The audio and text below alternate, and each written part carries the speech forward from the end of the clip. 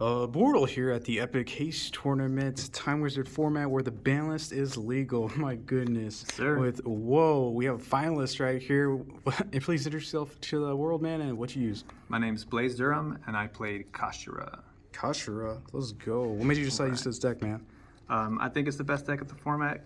This and Despio were probably my top two picks, and I went with this one just for today, see how it went. Okay, nice. Any shout-outs before we end, man? Shout out Team Geeked Out in San Antonio, and shout out my testing partners, Raph and Isaac, and Gio, and all the guys down in San Antonio that have been helping me out. Sweet. Without further ado, please show us the goo. All right. So, standard, we play 3 Unicorn. We play 3 Fenrir. New cards, we play Rise Heart. I have them at 2. I wouldn't change it. I think 2 is the perfect number. We play 1 Scareclaw Cache, play it at 1. And 1 Tier Cache, played at 1. You want to explain the ratios? 3 is kind of bricky. You don't really want to see Rise Heart. You can search it off of Fenrir. You can also special it with Kashtira, the new spell. But as far as having it at 3, I don't want to break my hands up with 2. And then for the reasoning behind 1 and 1, the same thing. These aren't really combo starters. They're more like extenders. So I want to see these probably mid to late game if I'm not already adding them, and I've seen double of these in any combination. Scareclaw Cache comes up because you can attack towers and you can negate their effects. Tier Cache comes up because you're just hitting your opponent's deck for more resources. And those are all the Cache heroes, I should say. For my hand trap lineup today, I went with 3 Nib. Just put these out there. 3 Nib, 3 Ash, 2 Droll,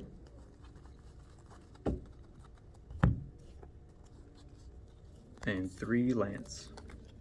Oh, nice. In the main deck. Lance in the main deck. How did all these perform, man? So I wanted to build this specifically for the mirror. Lancia overperformed, Droll underperformed, and then Nib and Ash were both really good. Ash for the Book of Eclipse, and Nib against basically the mirror at the end of their whole combo. You just Nib for game. Okay. So I wouldn't change this lineup. I might drop the Drolls, but for right now, these are all good. MVP of the day, Ibli. Oh, in main deck. Let's go. Ibli in main deck. Ibli let me stop Nibiru, which is the biggest threat. I don't want to lose to it, but I do play it. So I would usually go Special Cache, normal Ibli, make Lingeribo, give my opponent Ibli, and then I don't have to worry about Nibiru. I also don't have to worry about evenly matched. Because I'm sitting on Lingeribo, they'll usually 9 times out of 10 switch it to attack the Lingeribo, and then that'll be the end of battle phase, and I'll have it evenly negate, and I played around Nibiru. So I like 3 Ibli. I'm considering dropping it. If I had to drop it, I'd probably drop it for a cross out, which is more versatile. But for today, this was great. Nice. Moving on to the spells, I have 3 Theosis. This is your each LA of the deck. Really strong. You can also banish it, and it'll help you add from your banish pile. So really good to just recur those resources. I've got 3 of the field spell. If you know what Perla Rhino does, this does the exact same thing. We're just popping a card every time that Shang activates its effect. In addition, we're just grabbing whatever cash we need to extend our combos. I'm playing 2 Birth. I've seen people play 3. 3 isn't bad. I just played 2 because I didn't really want to see it. I wanted to see more of my hand traps or more of my Ghost Decking cards. So I kept it at 2. And this is all the cash spells I played today. The third one ever come up for you? Sometimes I wish I had a 3rd, but I didn't need it today. Okay.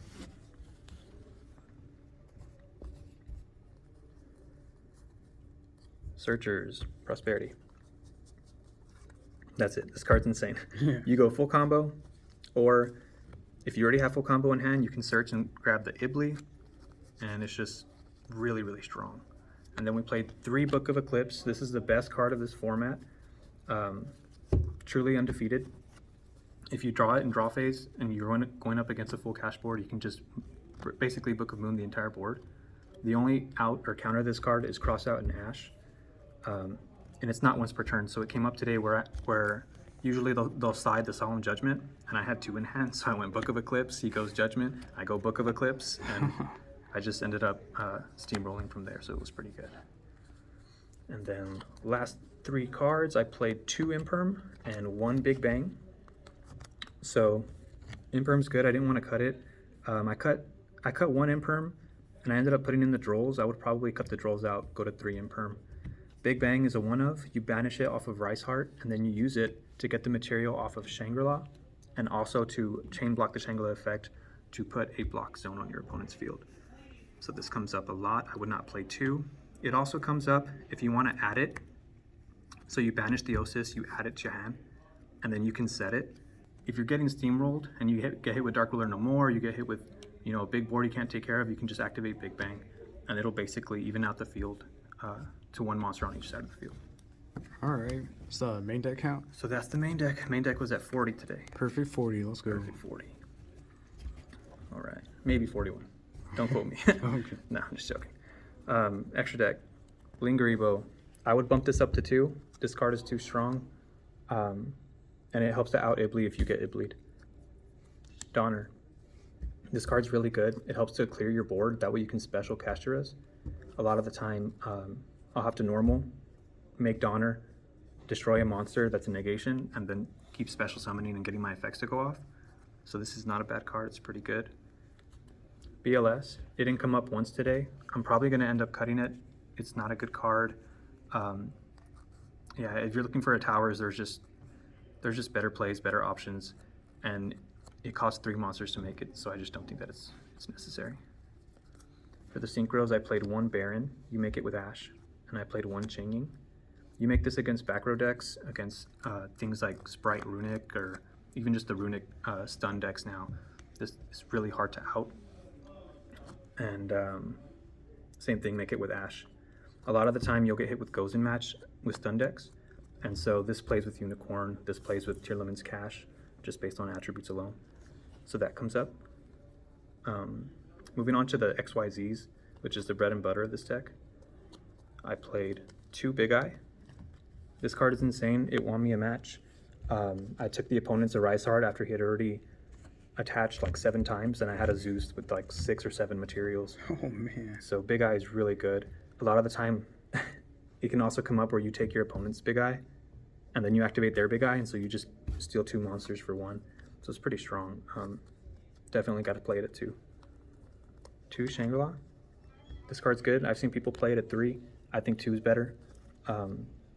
If 1 gets banished, or if I banish 1 on Prosperity, it's fine. Most of the time, I'm already winning that game. And same theorizing with the Rise Heart. I think 2 is fine. I think 3 is kind of overkill. If 1 gets banished with their Diablosis, it's completely fine. You still have 1 to go with. I am playing double Zeus. The first one usually gets hit. If it doesn't get hit, then you can play deeper games with it. It's pretty strong. I have 1 Moth, and I have 1 Diablosis. So Diablosis is really strong. It triggers your Shangri-La for 3. You can get 3 lock zones. On top of that, it gives you deck information so you can see what you're playing against. In the final round, I found out I was playing against Sword Soul, so locking out all the monster zones was definitely the move. For Titanic Moth, a lot of people think that, oh, it's just a, you know, an attack directly card and then make Zeus, but its burn effect comes up where you can attack directly and then burn for maybe 1500 damage. Oh man. And then slap a Zeus on top of this, and if you're not already killing. So it helps OTK a little bit faster. All right. That's all for the extra. We played 3 evenly matched. Just helps against back row decks, helps against the mirror. It's just really, really strong. I probably would not cut evenly. I played 3 Lava Golem. Most people are maining this, which isn't bad, but with my hand trap lineup, I just felt like Lava Golem wasn't doing much, and I never wanted to see it in my hand if I had 2 or 3 hand traps as well. So going second, I'll definitely side out the hand traps that are not viable in the matchup, and then I'll put in Lava Golems, because most people are playing around Nib these days. Played 3 Cosmic, also for back row, specifically for cards that just make this deck stop going. Things like TC Boo, Gozen, anything that's an issue. You can even hit Blackout with it. There's just lots of different targets that you can hit with the Cosmic beforehand. And so usually when people side in Solemn Judgment, you can just Cosmic the Judgment and then Book of Eclipse, or trigger different ways. It also triggers your banishing, so it comes up. Last three were Deep Barrier and Summon Limit. I wanted a card that, if I got hit with Book of Eclipse, would be turn ending, and so I went with these two. This for all the Synchro, Sword Soul shenanigans, Punk variants, and for Despia for fusions. And then this just kind of counters everything else. So usually they'll Book of Eclipse you, they'll try to go full combo thinking they're fine. You flip one of these, their turn ends, you draw 3 at the end phase. Sweet. So Well, that's it. hey man, thanks for the finalist deck profile, second place. Let's go. Yeah. Yeah. And until next time, everyone, Bortle out.